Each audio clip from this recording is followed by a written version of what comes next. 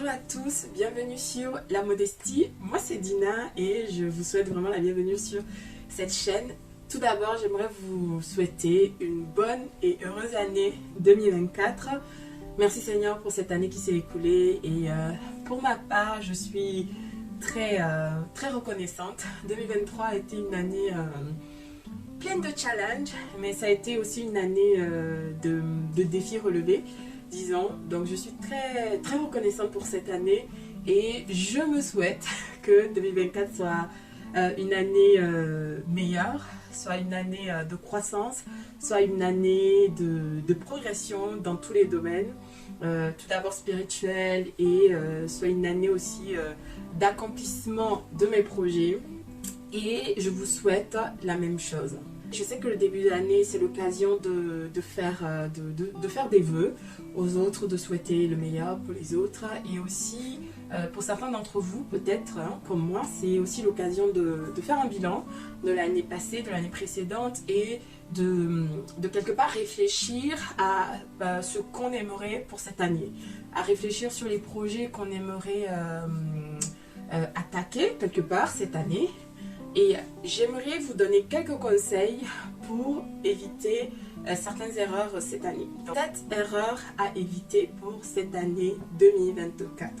Premièrement, ne pas faire un bilan de l'année précédente. Moi personnellement, chaque année, je le fais depuis, je dirais, depuis mes 23-24 ans. Aujourd'hui, j'ai 30 ans. Je fais toujours ça. J'ai arrêté de faire, comment ça s'appelle? J'ai arrêté de prendre des résolutions, des résolutions de la nouvelle année. J'ai arrêté ça. J'ai arrêté ça parce que c'était complètement pas productif et à la fin de l'année, je me rendais compte que je n'avais rien accompli.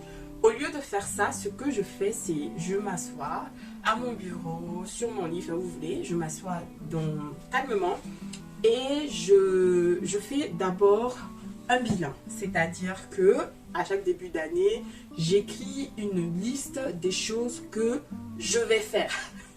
Ce sont les choses que je vais faire. Ce ne sont pas des choses que je vais faire et des choses que j'aimerais faire. Donc, 2 catégories. Et je le fais dans différents domaines. Par exemple, pour le travail, est-ce que j'aimerais trouver un nouveau travail? Si je veux trouver un nouveau travail, quel est le salaire que j'aimerais? Quel est, par exemple, l'environnement dans lequel j'aimerais évoluer professionnellement? Par exemple, pour le service à l'église, où est-ce que j'aimerais aller? C'est-à-dire que dans mon service, quels sont les axes que je pourrais améliorer dans ma manière de servir, dans ma vie spirituelle, quels sont les axes où je pourrais progresser? Est-ce que j'ai besoin de progresser dans ma vie de prière? Est-ce que j'ai besoin de progresser dans ma vie d'intercession? Donc, il y a vraiment plusieurs domaines sur lesquels vous pouvez travailler.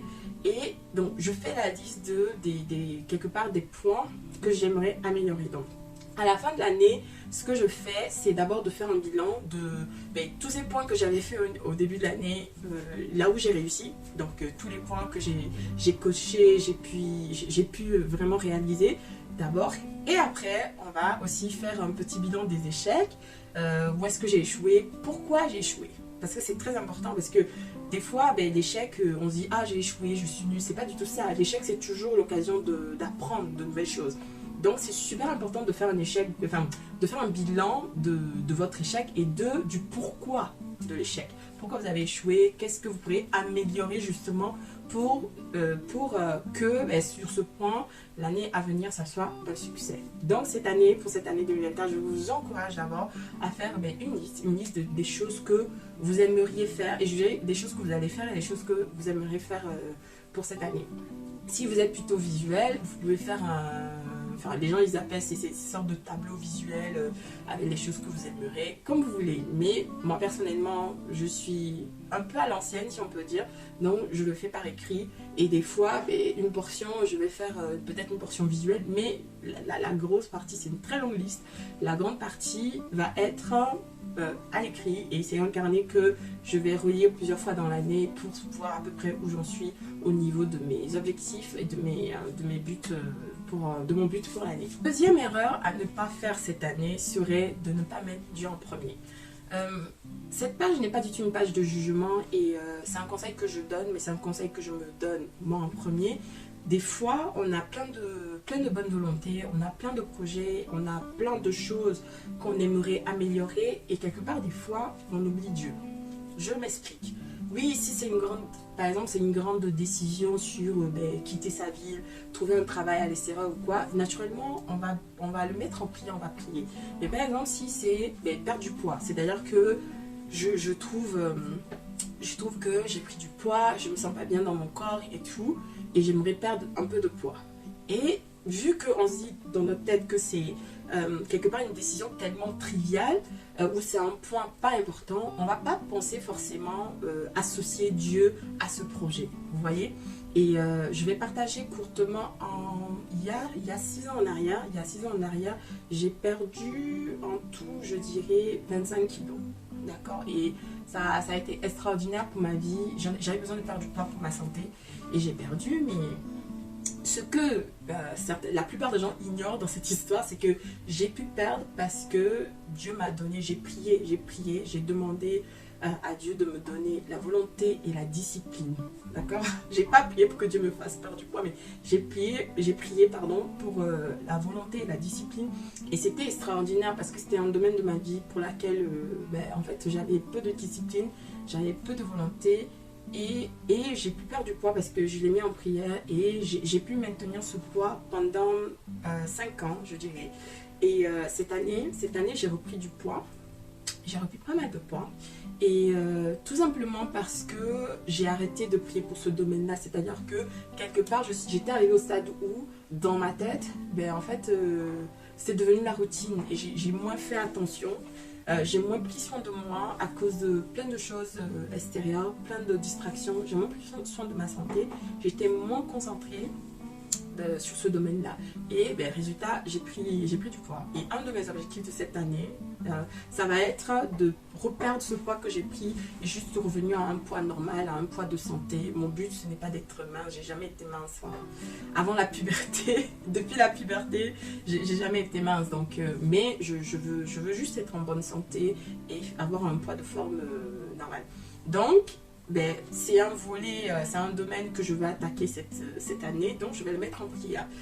Donc le deuxième point, c'est vraiment mettre Dieu en premier dans tout ce qu'on fait, même sur les points où on considère que ce ne sont pas des choses importantes et que voilà, je ne sais pas, est-ce que peut-être ton objectif, un de tes objectifs de cette année, c'est de maintenir ta maison plus propre. Ça a l'air, ça peut faire sourire réellement, ça peut faire sourire, mais chez certaines personnes, ça peut vraiment être une souffrance de se dire j'aimerais maintenir ma maison plus propre, j'aimerais que chez moi ça sente bon et tout ça. Et ce sont des choses pour lesquelles on a du mal parce que la vie quotidienne elle est compliquée, elle est stressante, elle est chargée. Donc, le temps de tout faire, peut-être que j'ai pas le temps de prendre soin de mon intérieur. Et si, peu importe en fait des objectifs que tu as pour cette année, je vais t'inviter avant, quand tu finis de les écrire, de prier et même dans ton quotidien, point par point, de développer cette habitude de prier pour ces objectifs-là, de les remettre dans les mains du Seigneur. Et franchement, c'est juste magnifique d'expérimenter Dieu dans les petites choses. J'ai une amie qui, par exemple, elle avait prié pour que ses cheveux poussent. Ça peut faire sourire. Moi, j'ai été témoin et d'année en année, j'ai vu comment Dieu a béni et ses cheveux ont poussé. Alors qu'elle avait vraiment les cheveux fragiles, cassants. Maintenant, elle a des cheveux juste magnifiques.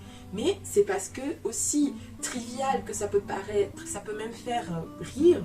Mais dans cette petite chose, dans cette chose peut-être anodine, mais pour elle c'était vraiment une souffrance, elle a prié elle s'est attendue à Dieu, elle a appris à faire des soins, à développer une routine et Dieu a béni ses cheveux, Dieu l'a béni dans ce projet-là, ses cheveux ont poussé.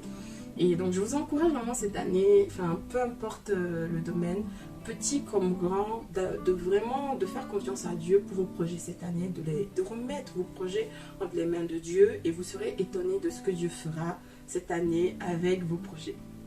Troisième erreur à ne pas commettre cette année est l'erreur de ne pas planifier les choses. C'est-à-dire que vous avez votre liste de projets, vous avez votre liste d'objectifs, vous avez commencé à prier pour, vous priez pour, mais vous attendez. En fait, si vous faites ça, rien ne va se passer. Ce que je fais, c'est je prends ma liste et je la scinde en objectifs trimestriels. Bon, je sais, si on n'a pas l'habitude, ça peut paraître beaucoup, mais je vais vous expliquer pourquoi je fais ça. Je fais ça pour pouvoir m'assurer d'atteindre ces objectifs. Je prends un exemple. Mon exemple, l'année dernière par exemple, au début de l'année, mon objectif c'était de trouver un appartement parce que les circonstances de la vie ont fait que j'ai dû retourner vivre chez mes parents pendant 6 mois, je pense, pendant 6 mois. Et honnêtement, c'est vraiment une souffrance pour moi. Donc début 2023, un de mes objectifs c'était de trouver un appartement. Donc comment dire, quel était le moyen? Donc j'ai scindé un trimestre et au premier trimestre, un des objectifs du premier trimestre c'était de trouver un appartement. Et ce que j'ai fait, ça voulait dire, donc à l'époque, donc début 2023, j'étais en stage.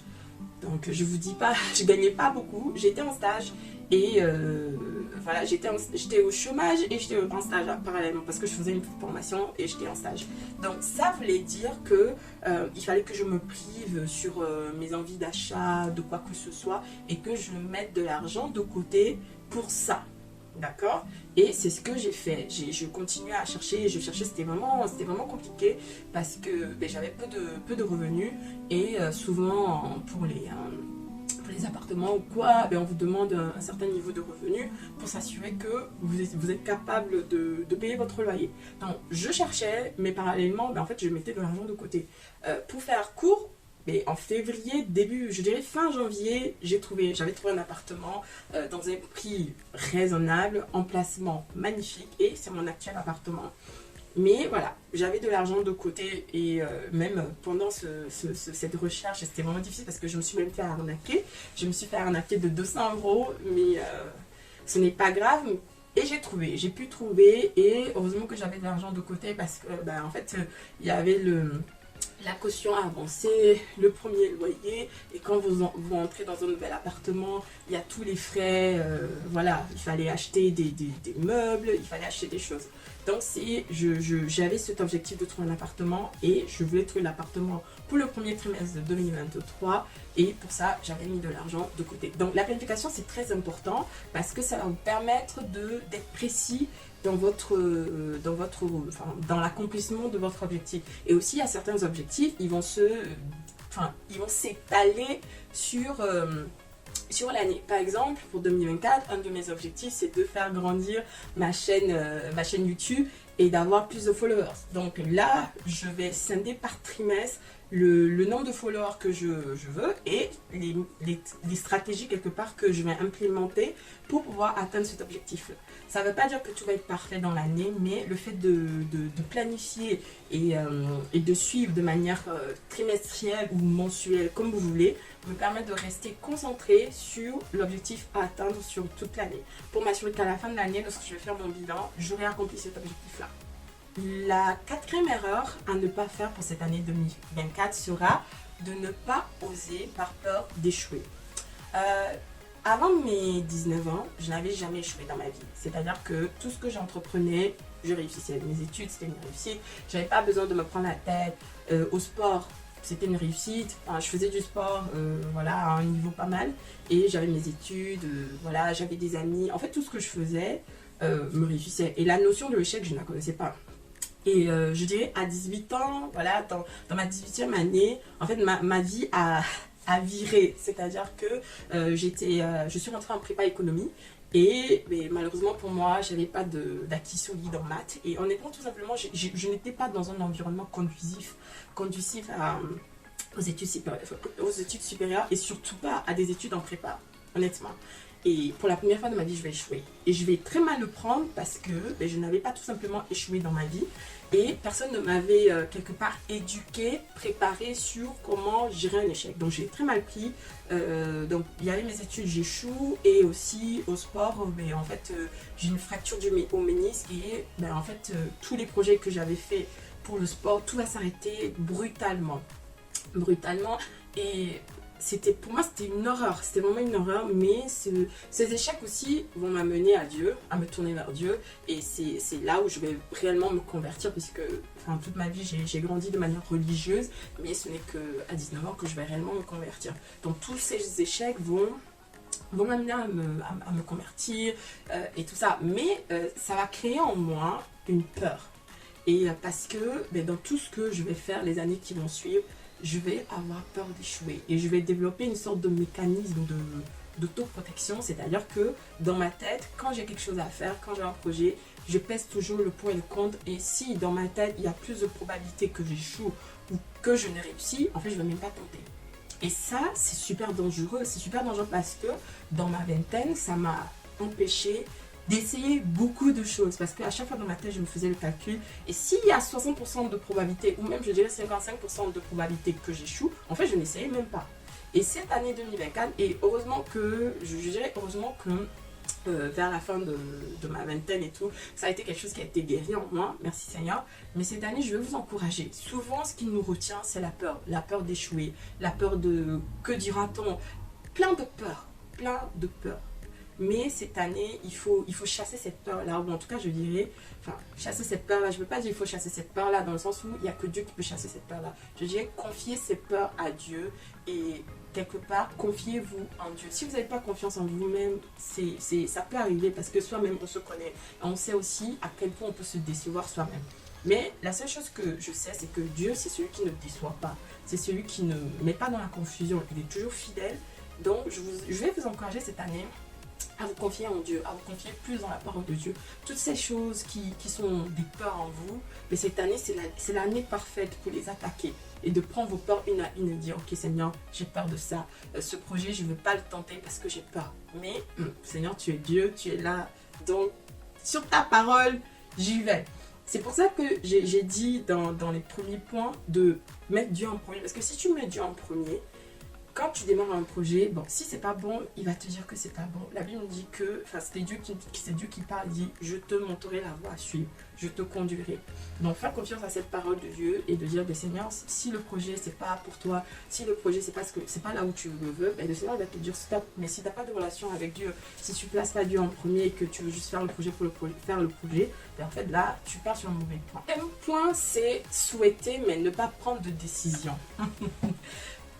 Au début de la vidéo, j'ai dit je vous souhaite une bonne et heureuse année. Les souhaits, on en a tous. J'aimerais bien faire ci, j'aimerais bien faire ça, cette année j'aimerais bien faire ça. Mais le fait de dire quelque chose que j'aimerais bien, c'est pas une décision. En tout cas, ça n'engage pas assez ta volonté pour que tu changes ta situation. Tout simplement, si je dis j'aimerais bien perdre du poids, franchement, je pense que c'est chaque année, chaque début d'année, tout le monde dit ça. Ah, j'aimerais bien perdre du poids. Ah, j'aimerais bien faire ci. Ah, j'aimerais bien plus prendre soin de moi.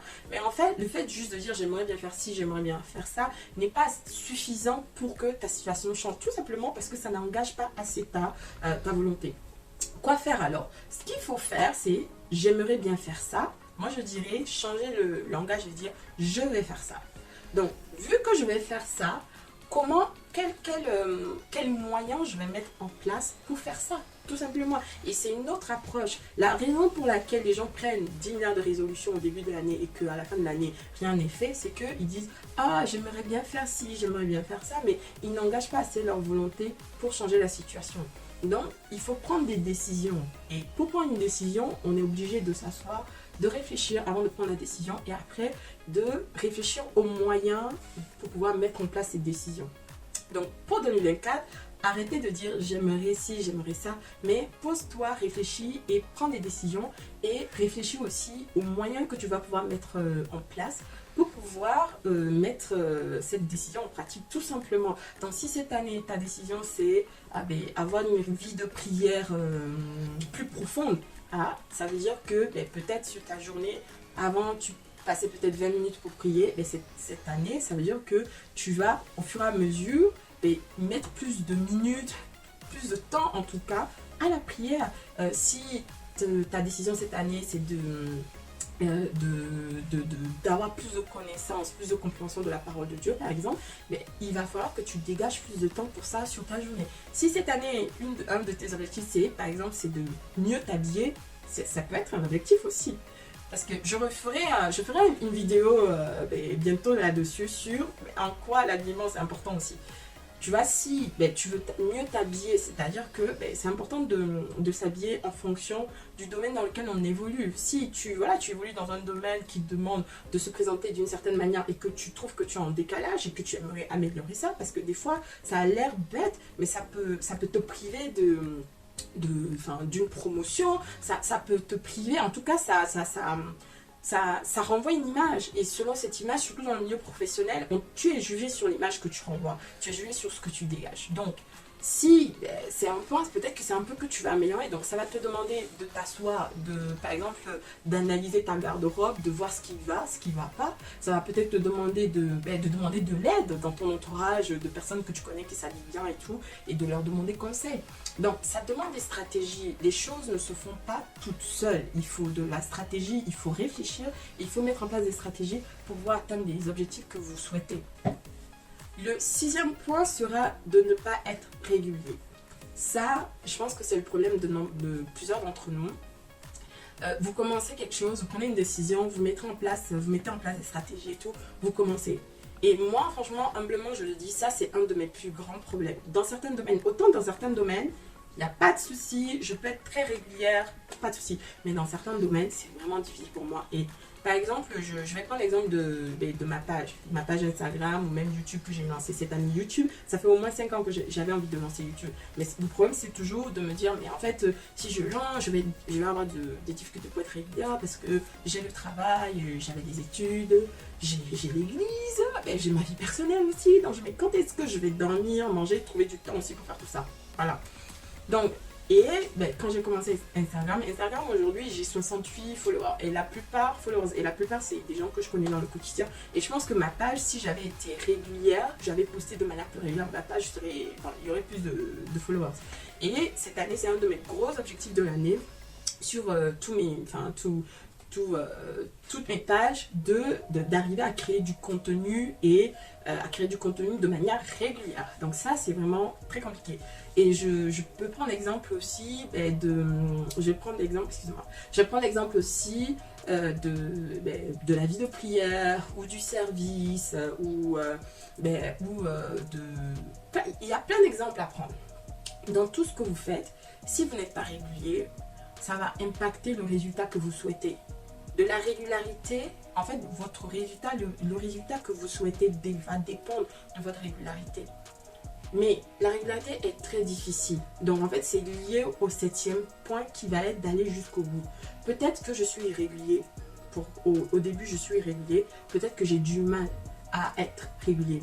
Mais en fait, ce qu'il ne faut pas faire, le piège dans lequel il ne faut pas tomber, c'est de se décourager, de se dire « Ah, mais en fait, j'ai du mal à être régulier, donc en fait, ça ne sert à rien. Je baisse les bras. » Non, il ne faut pas faire ça.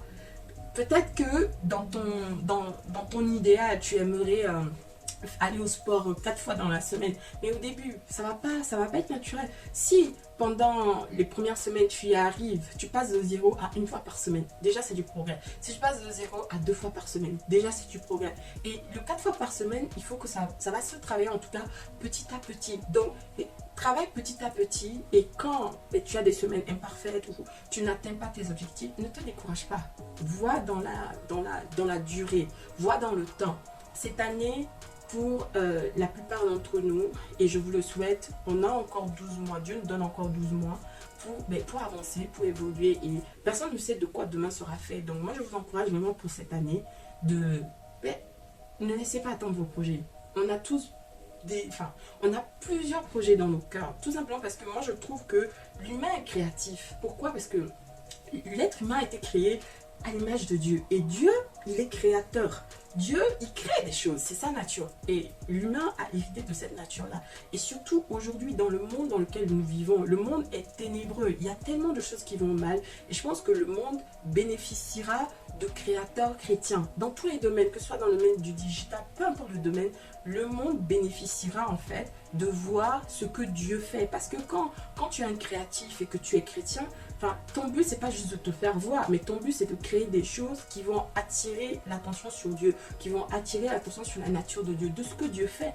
Et même dans ton process de créer ton entreprise, de créer des projets que tu attaques et tout, en fait, dans tout ça, tu fais des expériences avec Dieu. Et ce sont des expériences que tu peux partager et ce sont des choses qui vont amener la gloire à Dieu.